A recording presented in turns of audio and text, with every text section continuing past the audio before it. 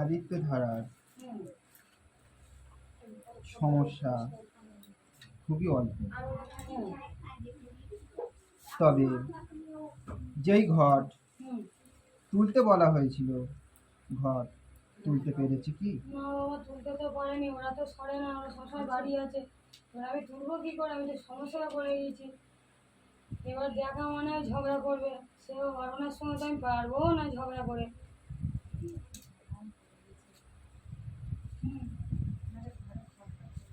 কি করবো বাবা, উপায় সেরকম তো বাড়ি থেকেও কোথাও যায় না যে আমি তুলবো, কোথাও যায় না। তার থেকে কি আদিত্য ধরার কিছু হচ্ছে? তার উপরে ততটা প্রভাব ফেলতে পারে না। হ্যাঁ, ফেলতে কার উপরে বাবা তাহলে এখন?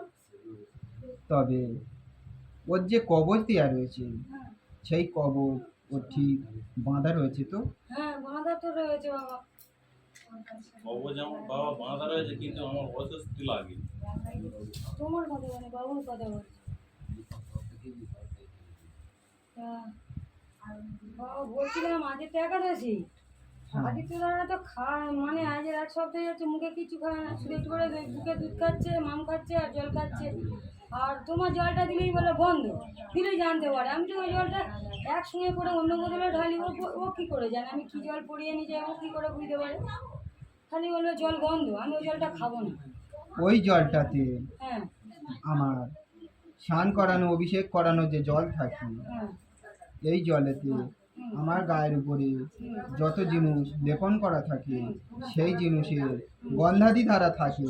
এই জল শুধু বালক কেন, বড় মানুষও খেলে তার গন্ধাদি দ্বারা সেন অবশ্যই পায়। মাছ যদি কিনে সেটা নিয়ে আসে কি শুধু তার জন্যই বলে নাকি? ও তো ওই জলটা অন্য জলগুলো খাবে, ওই জলটা বার করলেই ওরকম করবে।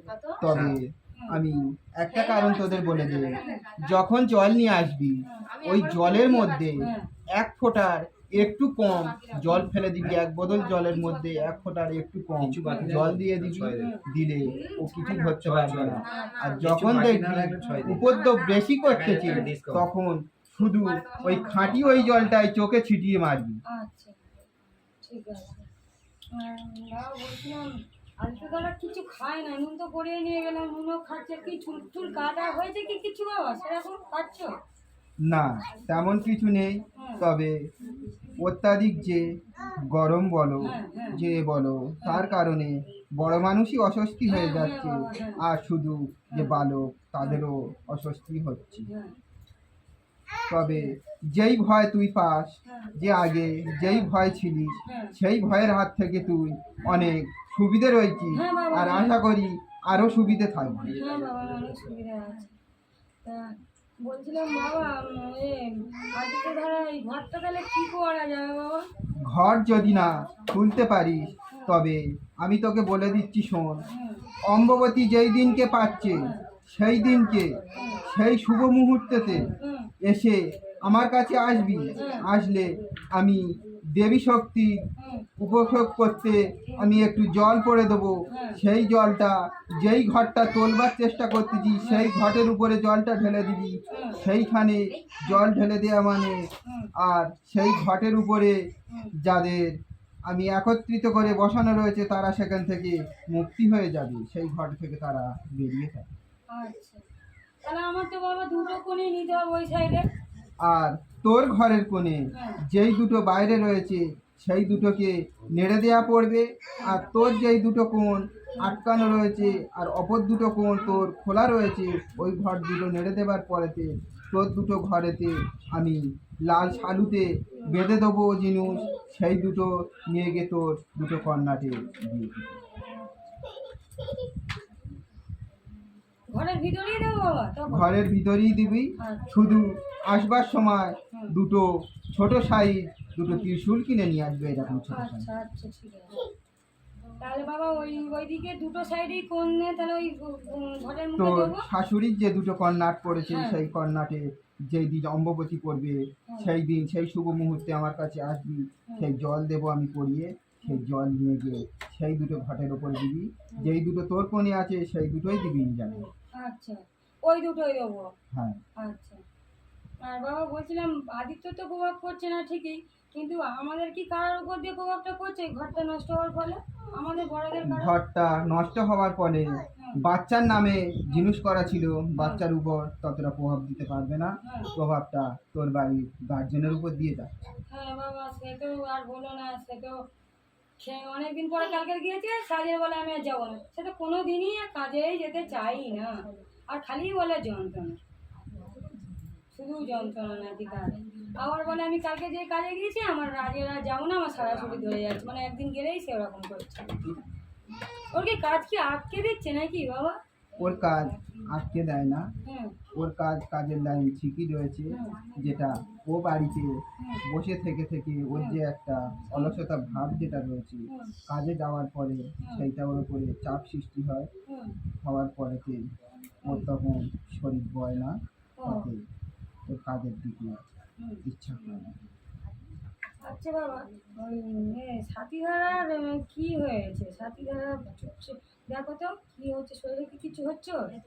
সাথী ধারা শব্দের মধ্যে চোখ না খায় তো হ্যাঁ মন মরা হয়ে বসে থাকে না। হ্যাঁ বাবা, মন মারা বসে থাকে, কিচ্ছু বললি খিটখিট করে। আগে তো ওরকম করছে না, সহ্য হয় না।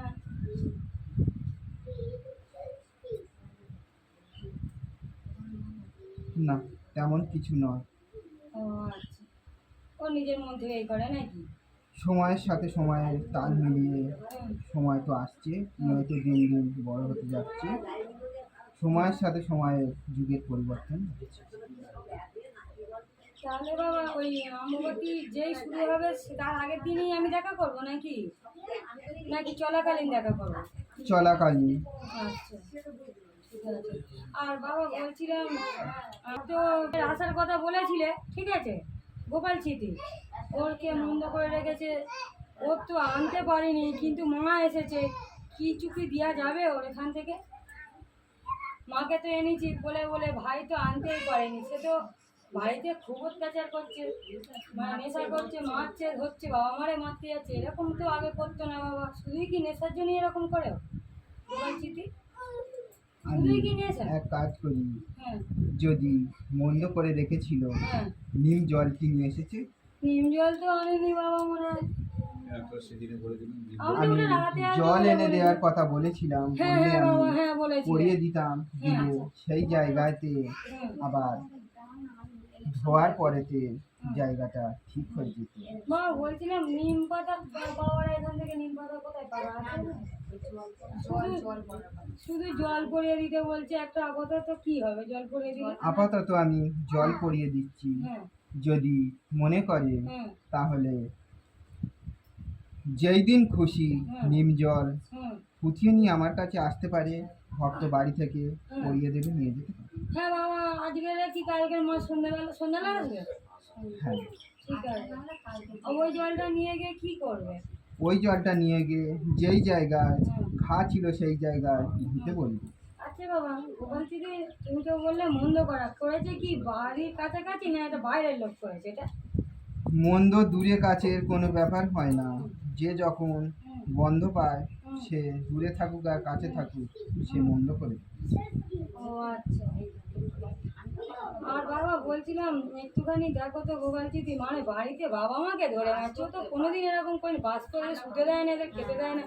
এই দিলীপ কাকার বৌমা এসে তোমার পাশে বসে আছে, উনি বলছে দেখো না বাড়িতে কি করছে অত্যাচার, একটু ঠান্ডা করে দাও। ওই পরশুদিনকেই ধরে মেরেছে। বাবা মাকে ধরে ধরে মারছে, শুতে দেয় না, খেতে দেয় না, মা মাথায় করে হাঁড়ি নিয়ে যাচ্ছে, সব ফেলে দিচ্ছে, ভাত তরকারি এরকম করছে কেন এক বাবা? পয়সা দেয় না। সংসারে চালা আনা দেবে না, আবার মারধর করবে। ও তো এরকম করতো না বাবা। কাজে কর্মে যায় না, মায়ের পয়সা বসে খাচ্ছে, আবার তাদের উপরে চোখ পাচ্ছে। ওই তো পাশের বাড়ি থেকেই বলছে, শোনো। সঙ্গদোষে প্রথমেই বলেছিলাম যে সঙ্গদোষে ছিল, সঙ্গদোষ হুম সরাবার কথা বলেছিলাম, সঙ্গদোষ সরিয়ে যা দু হাত এক করে দে, দিতে পারলে সে দেখবি। তো বাবা বিয়েই করতে চায় না, দুই হাত হাত আমি কি করে আমরা এক করবো, সে তো বিয়েই করবে না বলছে। আর আরেকটা কথা কি, মেয়েটা আর মেয়ে তো বাবা পাওয়া যায় না। মেয়েও তো পাওয়া যায়।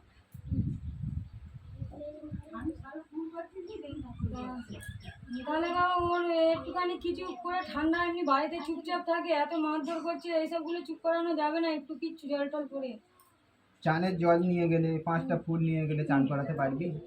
হ্যাঁ, অন্য কিছু বলে ওকে করাতে হবে এখন। যা বলে না, মন্দ করার কথা বলে ওকে এখন করাতে হবে, মিথ্যে কথা বলে। যে যেরকম তাকে সেরকম করতে হবে। তাহলে আমার চানের জল একটু নিয়ে যাবি, চানের জল নিয়ে গিয়ে জলটা জলের মধ্যে মিশিয়ে জলটা বেশি করে দিবি, দিয়ে তার মধ্যে 5টা ফুল দিয়ে চান করিয়ে দিবি। 5টা ফুল দিয়ে আর কালকে দিলে হবে বাবা? হ্যাঁ, কালকে দিলে হবে। 5টা ফুল এখান থেকে নিয়ে যাবি, নিয়ে গেলে চানের জল নিয়ে যাবি, নিয়ে যাবার পরেতে কোথায় করবে? বাড়িতেই করবে? বাড়িতেই করবি চান। আচ্ছা, ওই মানে ওদের বাথরুমে টাথরুমে করলে কি ঘাটের দিকে করবে? পুকুর আছে তো? হ্যাঁ হ্যাঁ, সেই করে। সেইখানে রেখে আচ্ছা, বুঝতে পারলাম।